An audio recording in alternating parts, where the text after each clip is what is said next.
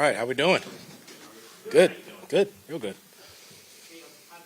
I know a lot of the outside stuff you're not paying attention to, but before the game last week, Robert Saleh said that you would be a household name by the end of the year. I'm curious just what it means to you to have a highly respected defensive coordinator say something like that about a guy he's about to play against. Yeah, I mean, that means a lot. You know, you want the respect of your peers, and obviously one of the top guys in our league when it comes to, you know, he was a head coach, obviously a great D coordinator. So to have that respect and, you know, before the game and then after, even more, getting to speak with him after and the players on that side, it's a cool feeling. You know, makes you want to keep working hard and, you know, keep gaining that respect. What was that conversation like after the game? Now, I know you can't go into detail about what you talked about. What was it like for you? Yeah, you know, similar to what he said, and you know, it was a good convo, really good convo, and respect him a lot. Why do you think you've been so successful at avoiding turnovers so far? I think just a little more experience. You know, I love how we coach. We're very detailed on you know, I give credit to Scott. You know, he's very detailed all the time, and hey, if it's not there, get it down. You know, because we got guys like AK and, you know, other guys that can, you dump it down at a yard, he'll get 8. So things like that, I think keeping that in the back of your mind and just trying to reset my focus each and every play. I mean, you're going to have turnovers at some point. It's going to happen. You know, and you don't want to be scared of those. But at the same time, you want to, you know, give your team a chance and try to protect the ball. How hard is that, knowing that, like, you do have the arm and you could take a shot, but maybe checking it down or kind of taking what they give you is or is it not hard? You know, I think it's easier said than done, you know, because I think early in last game I was aggressive coming out, and, you know, I think we hit our first completion over the top to Shaheed, and then you kind of start almost like feeling it a little bit, and I try to fit one into Olave on the sideline. That was probably a little risky, but after that, you know, Nussmeier did a great job. Say, hey, just take what's there, take what they give you. We're going to move the chains, and that's what we did after that, and kind of got settled in after that. But you want to play aggressive, and Kellen says 3-pointers and layups. 3-pointers there, take it. If not, get your layup. Seattle has 4 interceptions. Their defense does in 2 games. What have you noticed about them that's allowed them to be so good in that area so far? Yeah, I mean, obviously, really good coach, great players on that side of the ball. You know, their corners are very long, athletic guys, very tall. They make plays on the ball. So we're going to have to, you know, work our matchups and execute our plays well.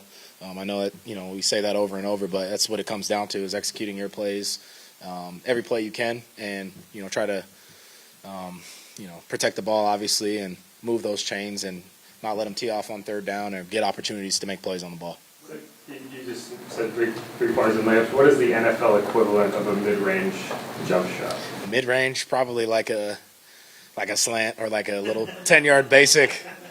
You know, that's probably a mid-range. You know, you got your layups, your floaters on the outside if they give them to you, and then obviously you guys know the 3-pointers, if they're there.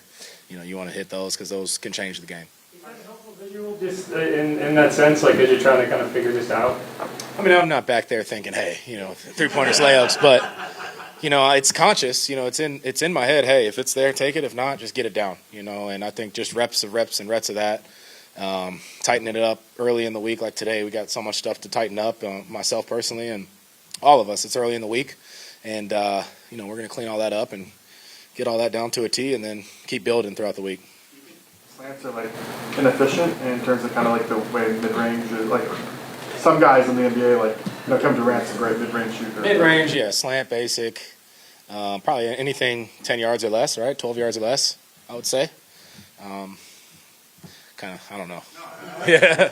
When you talk about things to clean up, was there one in that game that you wish you could have back? Like when you look at the game tape, is there one play that, like, afterwards you're kicking yourself off? Oh yeah, I mean the first drive, the throw to Olave on the, you know, post, just a little off. You know, just put it a little more out there, let him make the play, and you know, that probably changes the game right there. It gives us some good momentum. So if we were walking down the field the first drive, we got to capitalize and finish, you know. So I would say that play right there. I know last year Is that one of those ones where you're kind of throwing to a spot because you're throwing it before he's out of the break, right? Yep. So is that like a calibration thing, just that grows over time?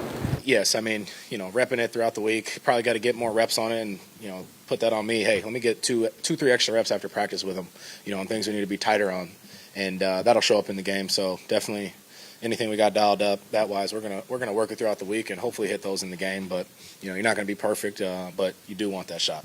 On the other side of that, when the one to Juwan, which obviously there wasn't a lot of wiggle room on that one, does hitting one like that give you more confidence once you hit that in taking those kind of chances and trying to hit the little windows? Yep, it does. I think as a quarterback, once you get in that end zone, get a nice pass going, get a big play going, your team feeds off it, and you bring, you still have energy, but it's just heightened even more. You want to get in there again, and you want to execute at a high level, and you want to get another play like that. So gets the guys going, gets the team going, and obviously you want to hit those a lot.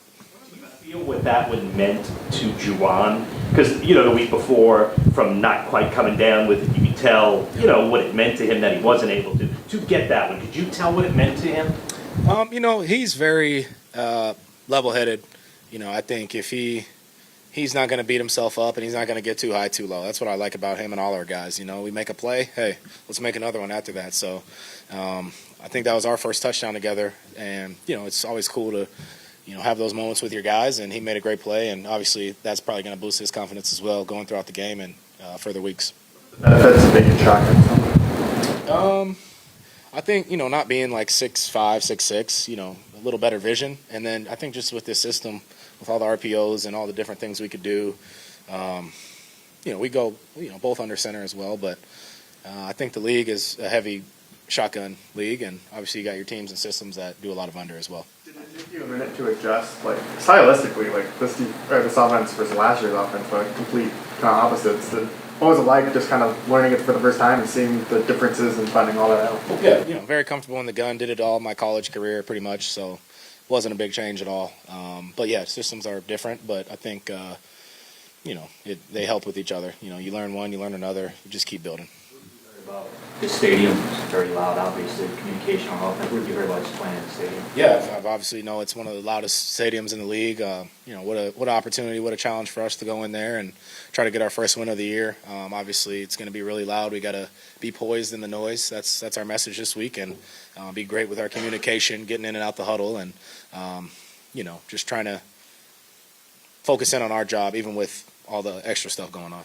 I think Juwan mentioned after the game was that he appreciated, he had the drops early on, but, you're not the type of quarterback that's going to be like, okay, well, I can't throw to him again. You're going to kind of continue. Is that something that you do intentionally, or is that just, hey, this is my guy, I got to keep getting the ball? Like, where is your mindset in that department?